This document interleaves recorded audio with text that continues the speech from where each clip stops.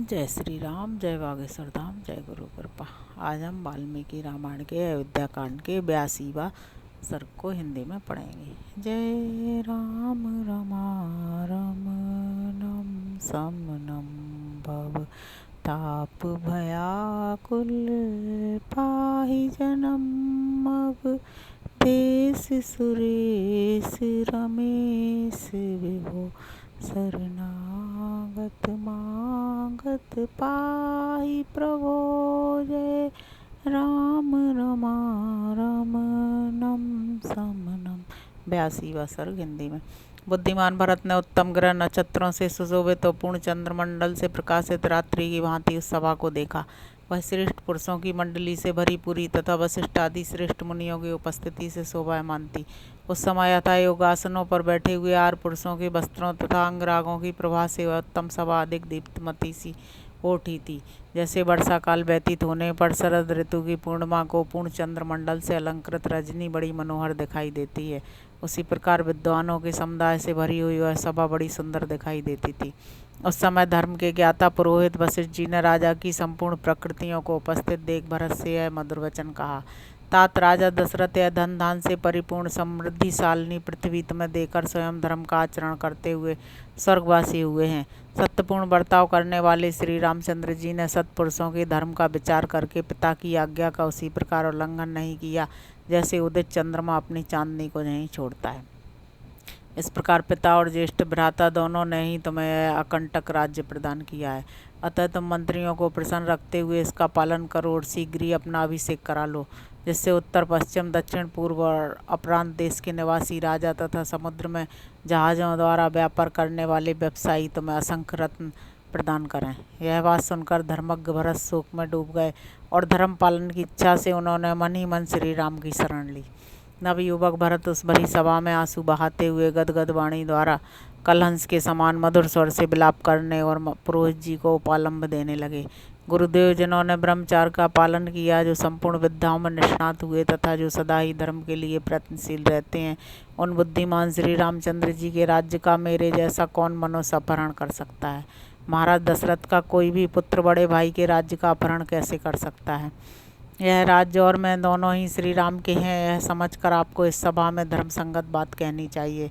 धर्मात्मा श्री राम मुझसे अवस्था में बड़े और गुणों में भी श्रेष्ठ हैं, विदिलीप और नहुस के समान तेजस्वी हैं। अतः महाराज दशरथ की भांति वे ही इस राज्य को पाने के अधिकारी हैं। पाप का आचरण तो नीच पुरुष करते हैं, वह मनुष्य को निश्चय ही नरक में डालने वाला है। यदि श्री रामचंद्र जी का राज्य लेकर मैं भी पाप आचरण करूं तो इस संसार में इक्ष्वाकु कुल का कलंक समझा जाऊंगा। मेरी माता ने जो पाप किया है उसे मैं कभी पसंद नहीं करता, इसलिए यहाँ रहकर भी मैं दुर्गम वन में निवास करने वाले श्री रामचंद्र जी को हाथ जोड़कर प्रणाम करता हूँ। मैं श्री राम का ही अनुसरण करूँगा। मनुष्यों में श्रेष्ठ श्री रघुनाथ जी ही इस राज्य के राजा हैं, वे तीनों ही लोकों के राजा होने योग्य हैं। भरत का वह धर्मयुक्त वचन सुनकर सभी सभासद श्री राम में चित्त लगाकर हर्ष के आंसू बहाने लगे। भरत ने फिर कहा, यदि मैं आज श्री राम को वन से न लौटा सकूँगा तो स्वयं भी नरश्रेष्ठ लक्ष्मण की भांति वहीं निवास करूँगा।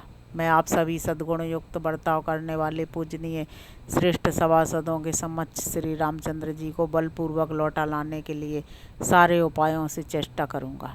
मैंने मार्ग शोधन में कुशल सभी अवैतनिक तथा वेतनभोगी कार्यकर्ताओं को पहले ही यहाँ से भेज दिया है, अतः मुझे श्री रामचंद्र जी के पास चलना ही अच्छा जान पड़ता है।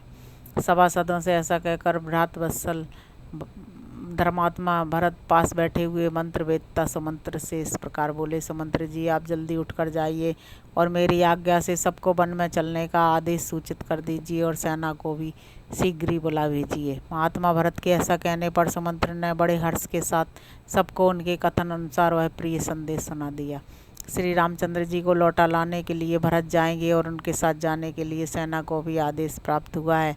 यह समाचार सुनकर वे सभी प्रजाजन तथा सेनापतिगण बहुत प्रसन्न हुए।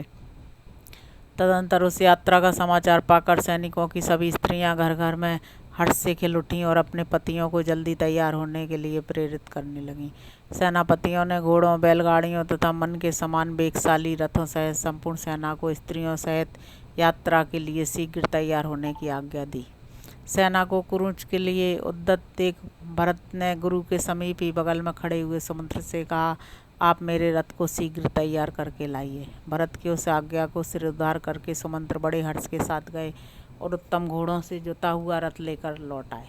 तब सुदृढ़ एवं सत्य पराक्रम वाले सत्यपरायण प्रतापी भरत विशाल वन में गए हुए अपने बड़े भाई यशस्वी श्री राम को लौटा लाने के निमित्त राजी करने के लिए यात्रा के उद्देश्य से उस समय इस प्रकार बोले। सुमंत्र जी, आप शीघ्र उठकर सेनापतियों के पास जाइए और उनसे कहकर सेना को कल कूच करने के लिए तैयार होने का प्रबंध कीजिए, क्योंकि मैं सारे जगत का कल्याण करने के लिए उन वनवासी श्री राम को प्रसन्न करके यहाँ ले आना चाहता हूँ।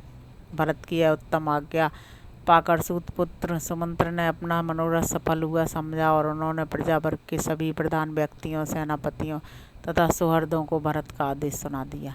तब प्रत्येक घर के लोग ब्राह्मण, क्षत्रिय, वैश्य और शूद्र उठ अच्छी जाति के घोड़े, हाथी, ऊँट, गधे तथा रथों को जोतने लगे। इस प्रकार श्री वाल्मीकि निर्मित आर्ष रामायण आदि काव्य के अयोध्या कांड में 82वां सर्ग पूरा हुआ। अब हम 83वां सर्ग पढ़ेंगे। तदंतर प्रातःकाल उठकर भरत ने उत्तम रथ पर आरूढ़ हो श्री रामचंद्र जी के दर्शन की इच्छा से शीघ्रतापूर्वक प्रस्थान किया। उनके आगे आगे सभी मंत्री और पुरोहित घोड़े जुते हुए रथों पर बैठकर यात्रा कर रहे थे। वे रथ सूर्यदेव के रथ के समान तेजस्वी दिखाई देते थे। यात्रा करते हुए इक्ष्वाकु कुल नंदन भरत के पीछे पीछे विधि पूर्वक सजाए गए 9000 हाथी चल रहे थे। यात्रा परायण यशस्वी राजकुमार भरत के पीछे 60,000 रथ और नाना प्रकार के आयुध धारण करने वाले धनुर्धर योद्धा भी जा रहे थे। उसी प्रकार 1 लाख घुड़सवार भी उन यशस्वी रघुकुल नंदन राजकुमार भरत की यात्रा के समय उनका अनुसरण कर रहे थे। कैकेयी, सुमित्रा और यशस्विनी कौशल्या देवी भी श्री रामचंद्र जी को लौटा लाने के लिए की जाने वाली उस यात्रा से संतुष्ट हो तेजस्वी रथ के द्वारा प्रस्थित हुई। ब्राह्मण आदि आर्यों के समूह मन में अत्यंत हर्ष लेकर लक्ष्मण सहित श्री राम का दर्शन करने के लिए उन्हीं के संबंध में विचित्र बातें कहते सुनते यात्रा कर रहे थे। हम लोग दृढ़ता के साथ उत्तम व्रत का पालन करने वाले तथा संसार का दुख दूर करने वाले स्थित प्रज्ञ श्यामवर्ण महाबाहु श्री राम का कब दर्शन करेंगे। जैसे सूर्यदेव उदय लेते ही सारे जगत का अंधकार हट लेते हैं, उसी प्रकार श्री रघुनाथ जी हमारी आंखों के सामने पड़ते ही हम लोगों का सारा शोक संताप दूर कर देंगे। इस प्रकार की बातें कहते और अत्यंत हर्ष से भरकर एक दूसरे का आलिंगन करते हुए अयोध्या के नागरिक उस समय यात्रा कर रहे थे। उस नगर में जो दूसरे सम्मानित पुरुष थे वे सब लोग तथा व्यापारी और सब विचार वाले प्रजाजन भी बड़े हर्ष के साथ श्री राम से मिलने के लिए प्रस्थित हुए।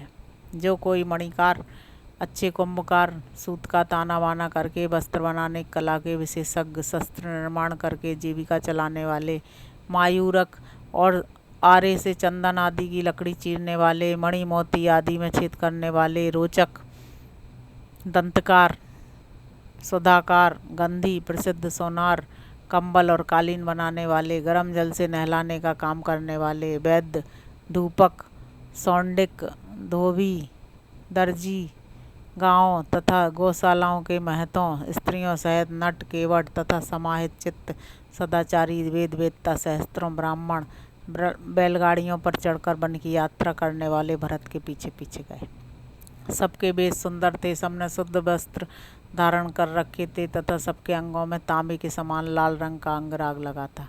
वे सबके सब नाना प्रकार के वाहनों द्वारा धीरे धीरे भरत का अनुसरण कर रहे थे।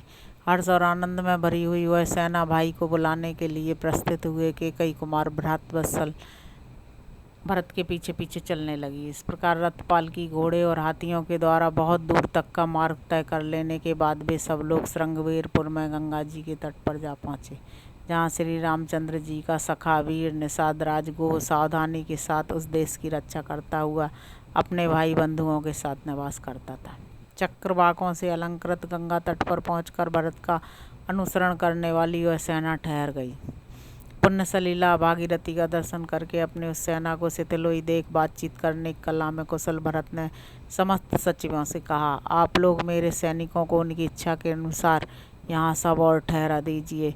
आज रात में विश्राम कर लेने के बाद हम सब लोग कल सवेरे इन सागर गामनी नदी गंगा जी को पार करेंगे।